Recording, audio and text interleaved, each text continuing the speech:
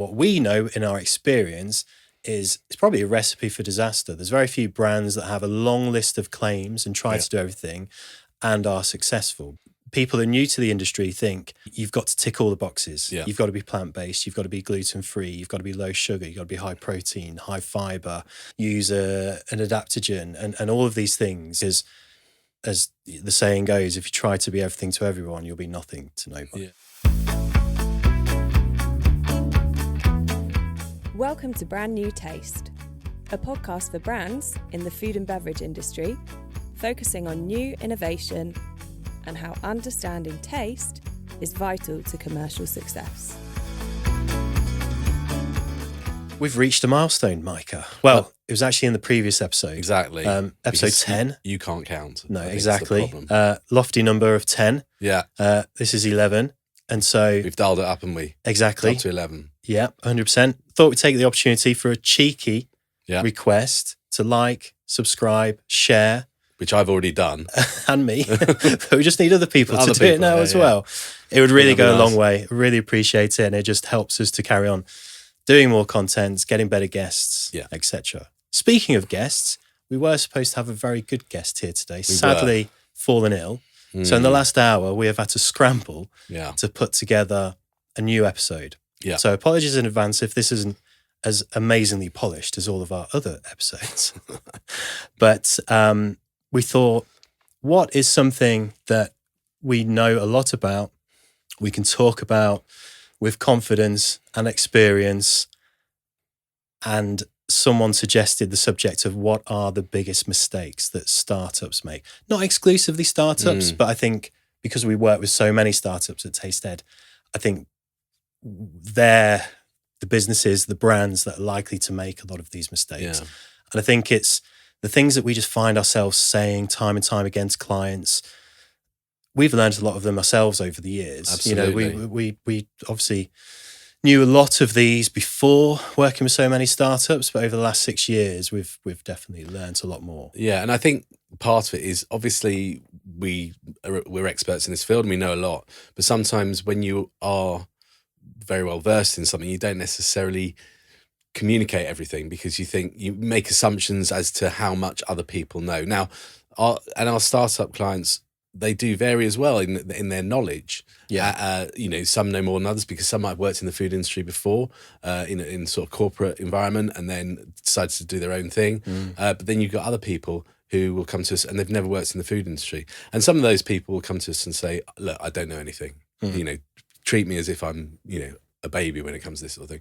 Yeah. But others don't necessarily, and that's we're not sort of criticising that, but we don't know that necessarily. So I think we've got better at pointing these things out from the start. For sure. Yeah.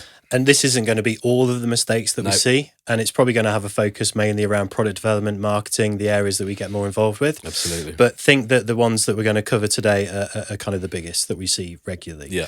We went and asked the team what are the Team first Tastehead. things, and they were quick to jump in with sort of many of these and add to the list. We've worked with over 200 startups since we started. So very proud of that. Let's jump into the first one then. Yep. Trying to be everything to everyone. This was the first one that came up, especially when I asked Lucy, our project manager.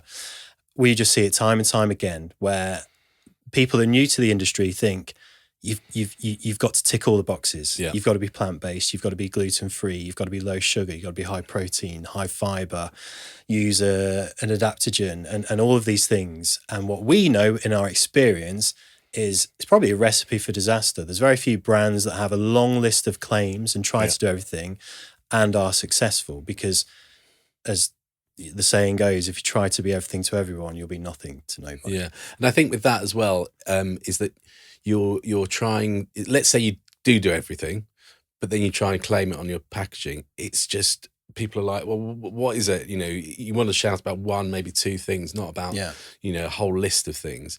And I think this works well when we're going through the brief with clients. And it's something I'm very insistent upon is must-haves and nice-to-haves. Yeah.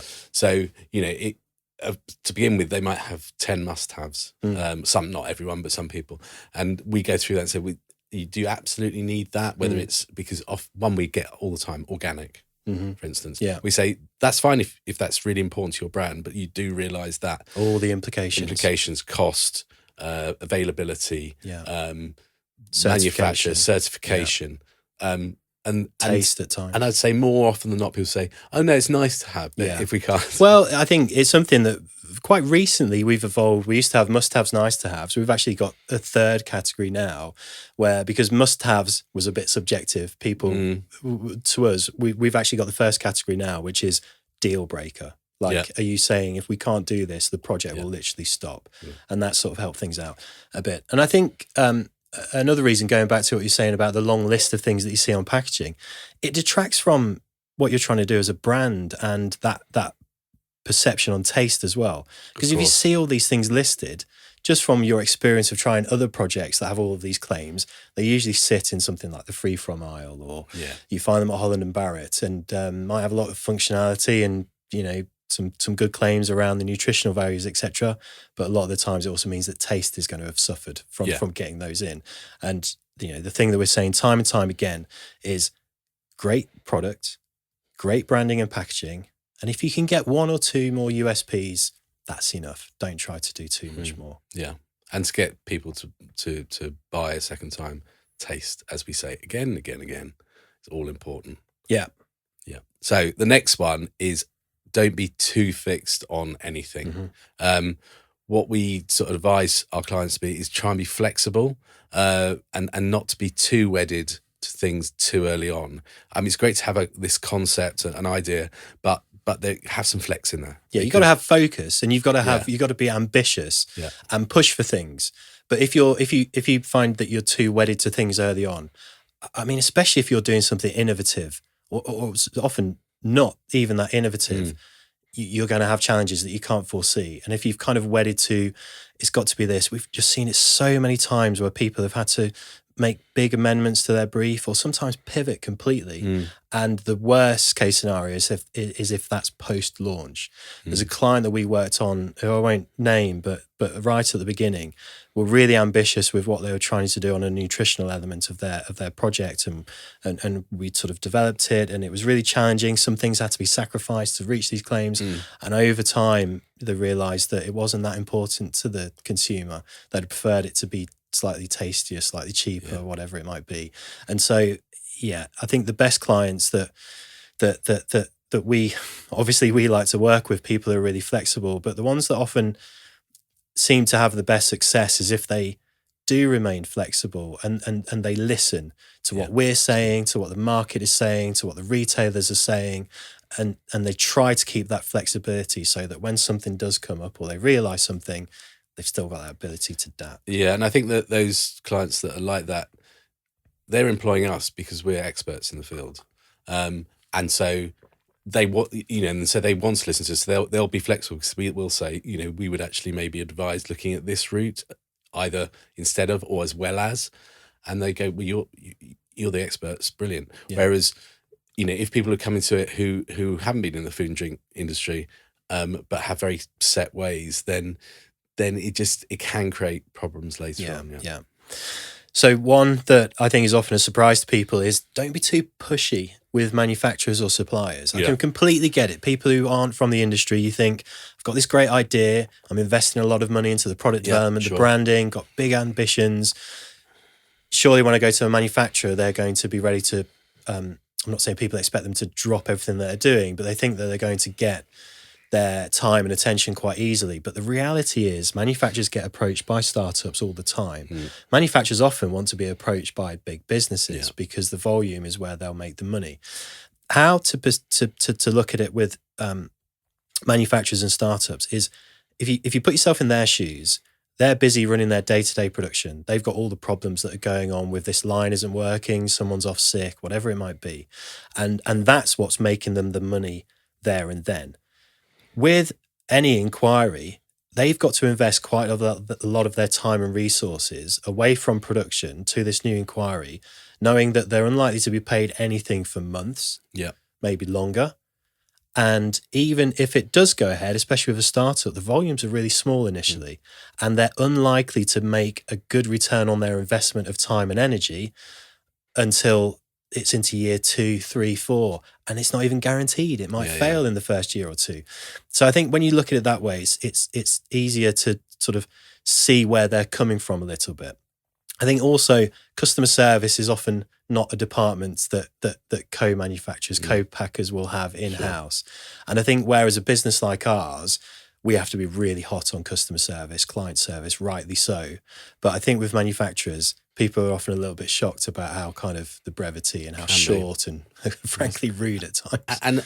And also because obviously with a startup, you're looking at smaller manufacturers who don't have the resource to have a customer service side of things, and also to remember that whether you're making 1,000 units or 50,000 units of a particular product at that manufacturer, same amount of work goes into it. Yeah. So those small MOQs, those small runs, aren't really easy just because there aren't that many units coming out. It's still exactly the same amount of work, procuring the raw materials, procuring all the packaging, etc., running the actual product and then dispatching, etc. Yeah. So.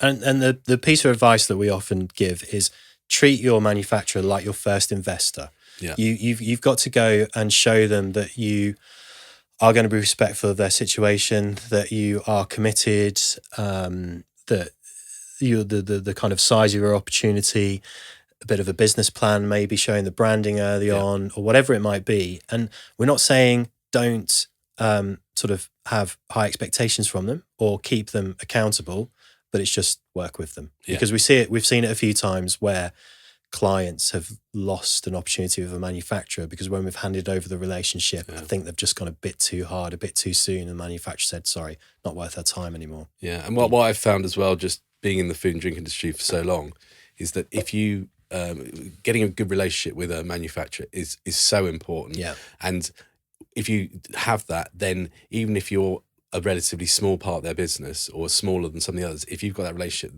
they'll bend over backwards for you. Yeah. Very important. The next one, which again, we talk a lot about to our clients, is thinking about the costs early on. Yeah. Now, when we're talking about costs, we are all elements of that. So you've got the high sort of raw material costs when the volumes are low. So obviously, if you're buying small amounts, it's not just the volume of it, but it's how it comes. It's the format. It's things like using juice, for example. You can start in sort of 25 kilo type sort of polypin type things, going up to drums of about 200 kilos to tankers, which are 25,000 kilos. The price per kilo comes down enormously, but and this leads on to look to see what your margin's going to be, not just now but later on when your volumes hopefully will be much larger. It's the material cost, also the production cost as well. Going back to what I'm saying, when it's small volumes, the manufacturer's still got to clean down the line and prepare for the next one. And so if they're only going to do 1,000 versus 10,000 or 100,000 of your product, there's going to be a cost associated with that. Sure.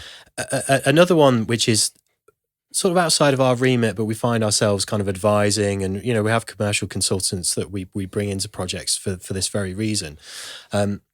I think a lot of people don't really understand the margin expectations of your route to market. Now, it's simpler if you're going down direct to consumer and you're selling online, etc.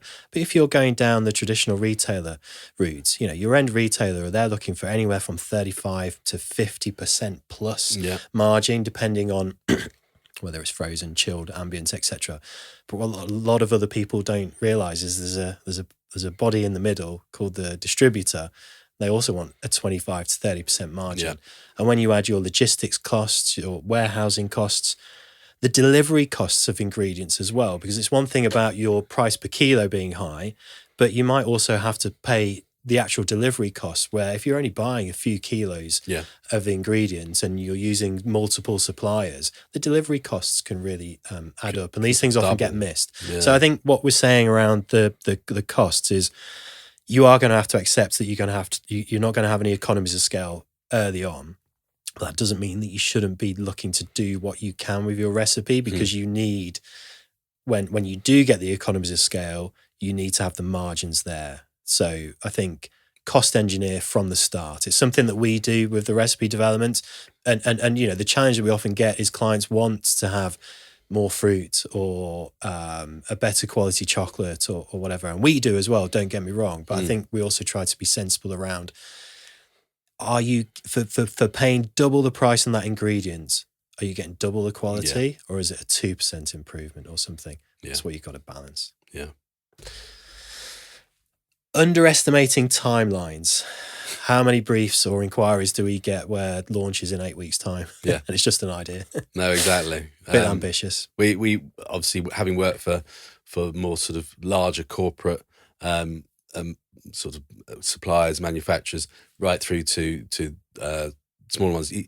Look, if you're going to be in a big company, you might have a 1, 2, 3 year sort of timeline on a new bit of MPD. But you know, being flexible, being more agile when you're smaller, you're still not going to get it. Sort of, we're looking at 6 to 9 months probably from concept as a realistic target. As a realistic target. Yeah. I think that back in the day, we did one very, very quickly, but we weren't. This was at Green and Blacks, just because we wanted to get something on the shelves in a matter of time. But then we weren't thinking about a lot of the other things that you usually have to. And that was a few weeks, but you've got established chains there as well. Exactly. You've got the manufacturer, you've got your ingredient supplier, you've got a team that kind of can drag and drop, copy and paste, sort of copy and legislation or whatever it might be. Whereas as a startup, you haven't got that. No. I think we've seen, you know, we've had projects that have taken 2-3 years plus. Yeah. That are for reasons outside of anybody's control, whether it's with a supplier, a manufacturer, some testing, whatever is required. I think, just a good rule of thumb that we learned, I think, when we started Tastehead, when we were trying to estimate timelines on our side, was you think, you should be able to do it in that, but a good rule of thumb is to maybe double it. That we've found over time that's actually not been far wrong. No, exactly. And also, obviously, we have control of the stuff that we do directly in-house. But as soon as third parties become involved, whether it's suppliers of raw materials or manufacturers, although we're there to manage them and have a timeline, they've got their own timelines as well. They've got their own production. Certain times of the year, they're much busier. Certain things happen. COVID was one where everything just started taking longer for obvious reasons. Brexit, another thing. So certain things, like you say, are out of our control. Just beware that things usually take longer than you expected. Because the real danger with this, and it has happened, people get carried away and they commit to something, saying, I've got a meeting with a buyer, or we've already gained a listing, and things aren't finalised. And, you know, just a delay of 2 to 4 weeks can then be catastrophic with a relationship that they've potentially built. That has come up a couple of times and it's been a big issue. And you've only got that one chance often. Yeah, so exactly. You don't want to muck that up. I'd say the next one, the warning that just because other people are or aren't doing something doesn't mean you should or shouldn't do it. Yeah.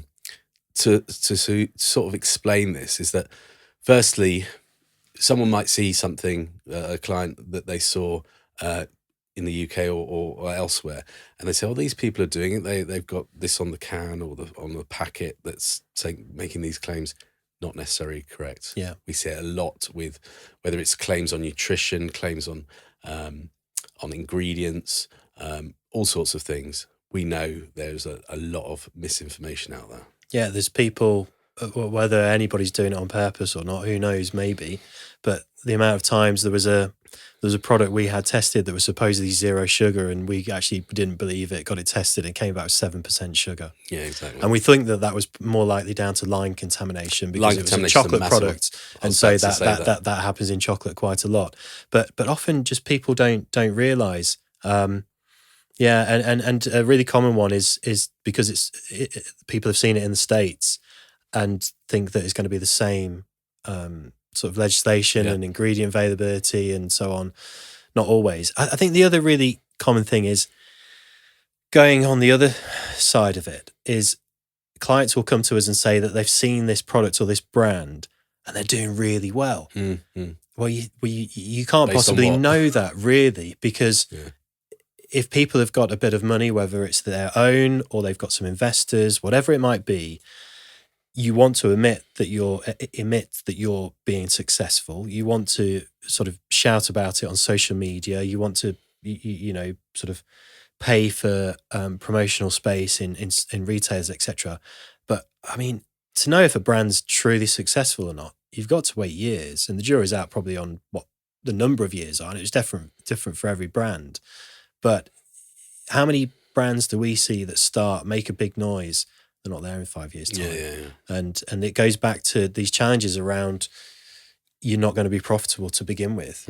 And I mean, you look at the tech industry, and it's notorious for just the funding that they get for something that's just not profitable. They make a loss year after year, but the valuation grows up. Yeah. There's a bit of that in the food and drink industry as well, not to the same degree, but especially if it's something like, I mean, you look at a lot of the plant-based alternatives, the ones that have really sort of gone to it where it's kind of lab grown or so on. Yeah. Like their numbers don't make sense at all, but there's the funding that they're getting, and we've seen some of them. It's not worked. And the news at the moment, or it's been news recently, that there's been a drop off in a lot of these plant-based. Exactly. The sales of these plant-based products. So some of that is obviously people sort of speculating, taking risks, and that's great, but they're not necessarily going to be as successful as people make out based on what you're saying about how much noise they're making all the time. And sometimes there can be a gap and an opportunity that makes sense in terms of the consumer would go for it, but there's just a reason why, whether it's that you can't find a co-manufacturer to do it. I was talking to the guys, and there's a project that came up in particular where we all agreed sounds great, but when we looked into how it would be made and the numbers, it was just not possible to make it profitable. Yeah. And so, it's hard, isn't it? Because people want to look for gaps, and often that is where the opportunities are, but maybe just be prepared that there might be a reason that it's a gap. Yeah. Another one is looking into the legislation before you get started. Yeah. We had a recent project where the guys came to us with a great idea. We thought it was a great idea. And quite rightly, what we do at the start of any innovative projects is a piece of research. And we very quickly saw that just what they wanted to do wasn't allowed. There was a law against it. And it was a really niche thing. I'm obviously not going to go into the details. It was a beverage. Yeah. And it was trying to add some sort of functionality to a particular category of beverage. And there's just a piece of random legislation that when you look into it, you're not allowed to do it. Yeah. And the whole premise of their concept was built around that. Now, luckily, we caught it right at the start of the project. And so, they were really grateful but they easily could have been a bit annoyed or so on because, we didn't flag it maybe at the start. But there are these just random little pockets of legislation or law or whatever it might be that is often missed. And this is probably going back to the point why you see people claiming things that they shouldn't be often, is because they don't look into it. They haven't looked into it. And then if they're found out and the FSA sort of get onto it, then they might have to pull their product. Yeah. And we've seen it going back to this thing, the difference between UK and the likes of States is some of the raw materials. So people say I want to use monk fruit or just a sweetener, which is allowed in the States and not allowed over here. Same as allulose. Yes, allulose. Yeah. Stevia was legislated for in the States years before it was allowed over here. Yeah. So there's a number of cases like that. So don't just assume because you've seen it somewhere that you can make it here, or get it checked, and that's part of our job, obviously. Yeah. Next one is don't make too many assumptions. What we're saying here is we've seen so many simple things that would be missed if not for market research that we've done. Yeah. And I think you've got an example here. One that I'm using an example I've used a few times recently. We had two baby food projects going on at the same time, very different categories. Yeah. So no conflict. But in both of them, we had focus groups. Yeah. And in both of them, the same thing came up that we would have missed otherwise. And we were really proud that we developed these recipes to be very vibrant in colour, etc. And there was one in particular that was like a bright, vibrant purple on both projects, different ingredients and different end product. But when we did the focus groups with mums of infants, half of them straight away said, I wouldn't use that because of the staining potential.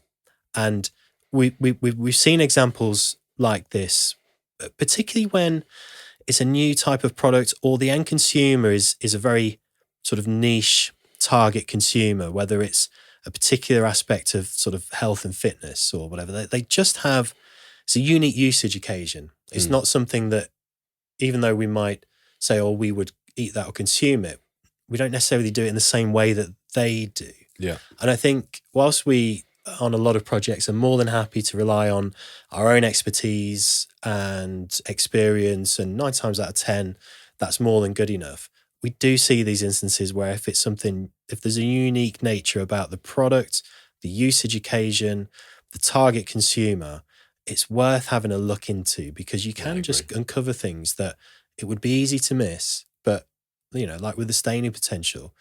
Yeah, and the thing with that is that, we're both parents. Yeah. We've both fed our kids food, but and as babies and stuff. But I'd forgotten of that. And when that came out, it was like, well, it's obvious, isn't it? Because when your baby's sort of chucking around food all over the place, and whether it's down themselves or on the floor, whatever, just forgotten it, because you just move on to the next stage. So, like I said, even if it's something that you sort of aware of, it's being reminded of that, I think. Yeah.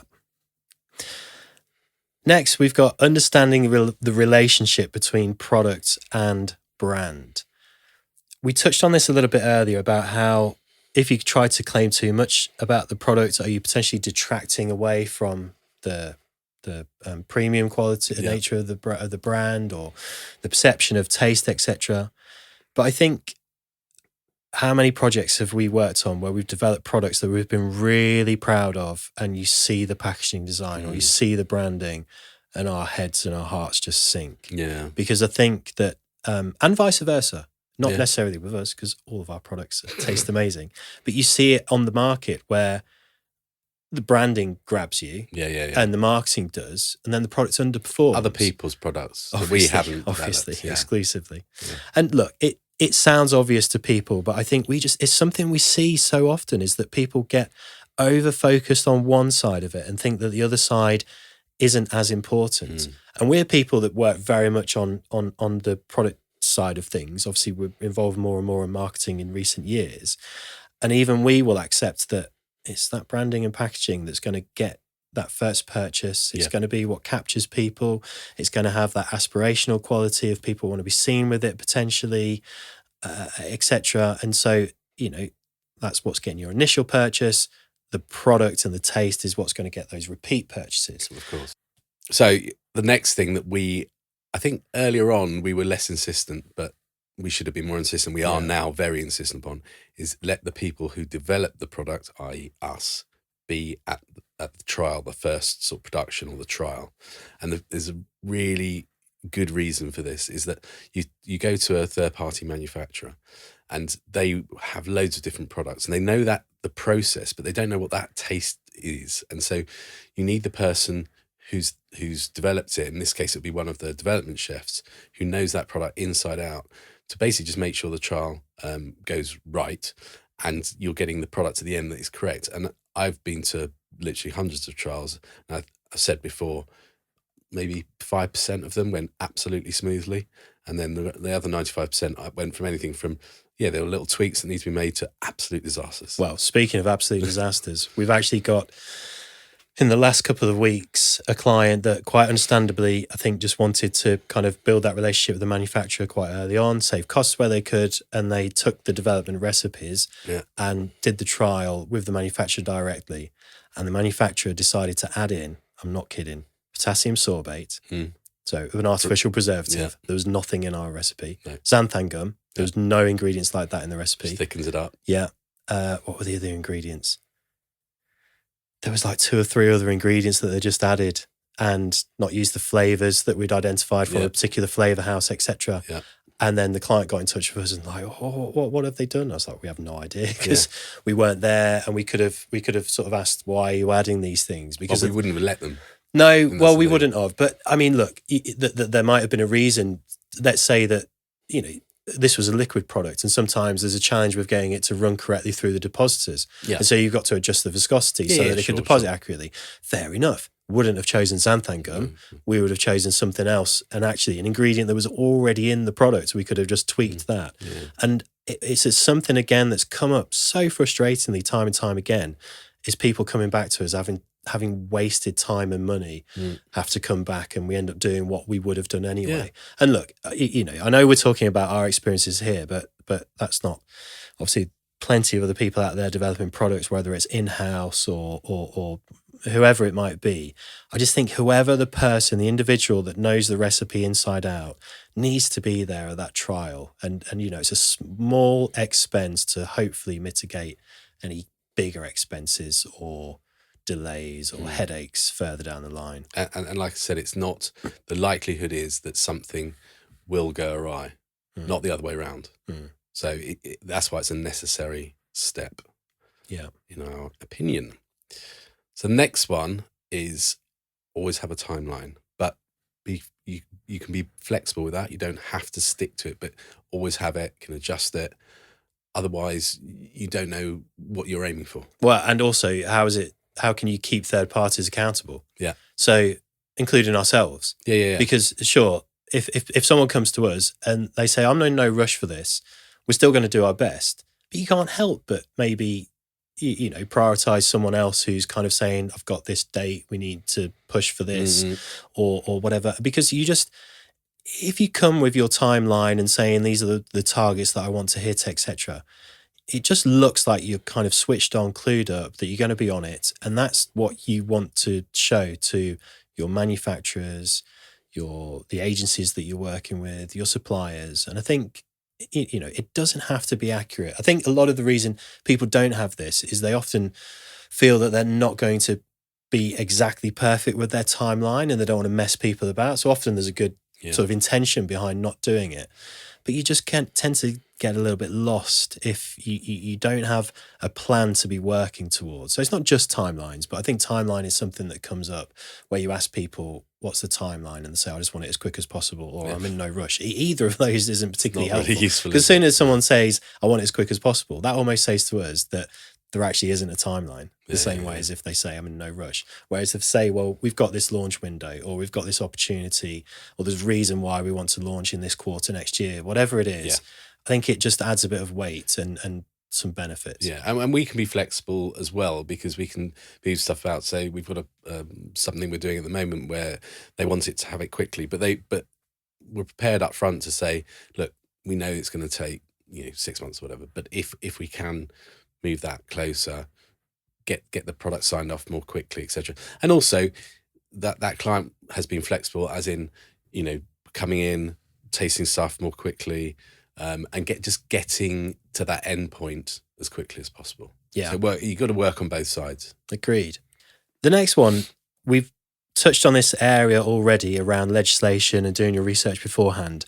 But one thing in particular that's really worth highlighting is the novel foods list. And what, Brandt, is the novel So foods list? a novel food is any type of food or ingredient that doesn't have a significant history of it being sold in a market within the EU. Right. So I've got a description here because I don't want to get any of this wrong. So I'm going to read out just to make it absolutely clear. So novel foods or novel food ingredients have no history of significant consumption in the European Union prior to 15th of May, 1997.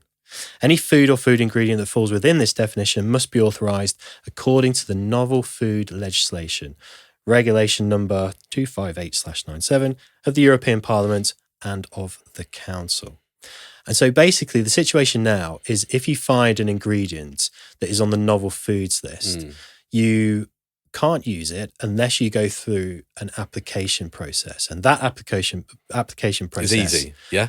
Far from it. Oh, okay. Could take a long, long time, could cost lots of money. Yeah. Thousands, tens of thousands, maybe even more. Yeah. So in a lot of cases, the best alternative is to find an alternative ingredient, or to wait until somebody else goes through that process and it comes off the list. But the big watch out that I want to highlight here, because this has come up a couple of times, is certain foods will be allowed as a standalone product, but not to be used as an ingredient in other products. Exactly. So a big one that we uncovered in a previous project was Yacon syrup. Yeah. You can buy a jar of it. You can't put it into Exactly. And you see this across a number of other categories and products where certain ingredients can be used for certain reasons. You even have some where they could be used as an ingredient in a product as long as it's there for this reason but not that reason. Yeah. This comes up quite a bit. And so if you're doing anything that is particularly ambitious, innovative, check the novel foods list first. And again, it's something that we always do. And you know, it means that sometimes we have to stop a project that, you know, we're excited about, etc. But rather that than go down the line and not and sort of disappoint the client later. Yeah. Okay, the next one, which we've had a lot of experience with, development recipes. So our final recipe that we've done, not always the same as the final recipe that goes to the factory. Well, it's the final recipe that goes to the factory, not the final recipe that comes out of the factory. Didn't explain that very well. But yes, so we've done this a lot because when you go to the factory, things do change a bit. Always. It's a bit like, you know, us both cooking a sometimes more so than others. Yes, of course. Yeah. Some, and because of our experience, we know the ones where the replication is more likely to be closer. But even something as simple as drinks, which we do a lot of, what you tend to get, I find, and we can replicate that process pretty well in our lab, in our kitchen, development kitchen. What we find is that there will be a difference just because it's made in a different place. What I tend to find with drinks is they're actually a bit better, a bit fresher, a bit more rounded in the factory than they are in the development kitchen. But yes, so you've got to be prepared to change it a bit at the end. And now you're not going to do big changes, so your packaging, your labelling will all be fine because there's a certain amount of tolerance you can get away with. You then change it in the next packaging run, but be prepared that things might have to change. And that's another reason why you need the person who's developed the product to be at the... Absolutely. And it's something we've realised we really need to stress in the over the course of a project that we work on. And I do think sometimes there's zero changes required.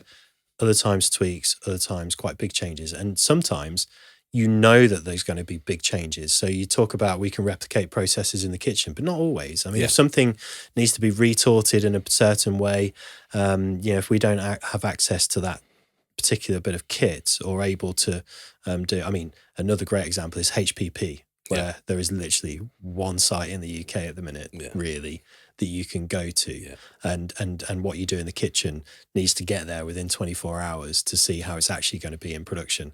And I think the reason it's a watch out is people just often don't realise that. There might be changes, hopefully only small, sometimes larger.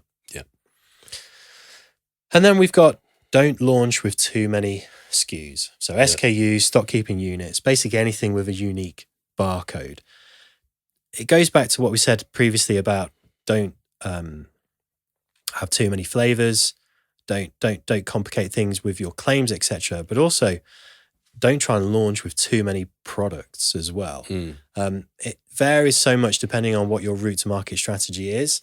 If you're direct to consumer, then yes, it's easier for you to potentially have 4, 5, 6, 7 flavours because you've not got to get them listed onto a shelf space. You can just control that yourself and put as many products as you want on your website. But I think there's a number of dangers of going with too many. We had a client and a project that they launched with 17 SKUs, 17 unique flavours. Now, there was a good reason for it. It was just the nature of the product. It was going to be a subscription service and they needed to have that variety there. But they also went down the route of their own production unit. And I know from speaking and having a coffee and a catch up with them since then that they probably regret it a little bit because it just the amount of ingredients that you've got to order and suppliers to manage and wastage to control when there's so much going on. It can be a real challenge. The other danger that you've got is, as a new brand, you really want to have some hero products, hero ingredients, because there's usually going to be 1, 2, 3 flavours that are always going to be your best sellers. And it should be fairly easy to spot what those are or predict what those are pre-launch. I know we always talk about the rhubarb at Corsten as being Yeah. an interesting outlier where it'd be difficult to predict that, but in most categories you can predict. And if you've got 5, 6, 7, 8, 10 different flavours or SKUs, then you run the risk of people first trying the brand or the range at one of the tail end products of the range that maybe doesn't perform as well as your best flavours. And, you know, we typically say 2, 3, top maximum 4 is sort of a good number to go for. It certainly makes it a lot easier then for retail opportunities because you've not got to justify why the retailer should take 5 products off the shelf to put your, it's not going to happen, is it? They'll probably just choose 1 or 2 anyway. But lots of other reasons to just keep it simple, keep it focused, and don't try to do too much early on because you want to have something for year 2 and year 3. Exactly. You want to have something in your back pocket as an exclusivity deal if you get an opportunity with another retailer. So it's not to say you can't develop more than 2, 3, 4 flavours. Have them in your back pocket. Don't launch with too many. It's Keep also, it focused. if you launch, you've got that stock holding as well. You're just putting capital into stock that might not shift, and then especially if it's got a relatively short shelf life or even a relatively long one, there's the wastage. Yeah, it's just and another big one on this is manufacturer minimum order quantities. Yeah, sometimes could be anything from 5,000, 10,000, 20,000 units per run per SKU. How many times do we say that's per SKU? Yeah. So cool, can we split it across? No. Sometimes you can, sometimes you can't. Mostly not. Depends, mostly not. No. Yeah, So, agreed. Yeah. So no, it's an absolute crucial one, I think. Yeah. Well, there you go. That's some of the mistakes. Yeah, Definitely not all of them. There's many more, but I think we'll leave it there for now. Yeah.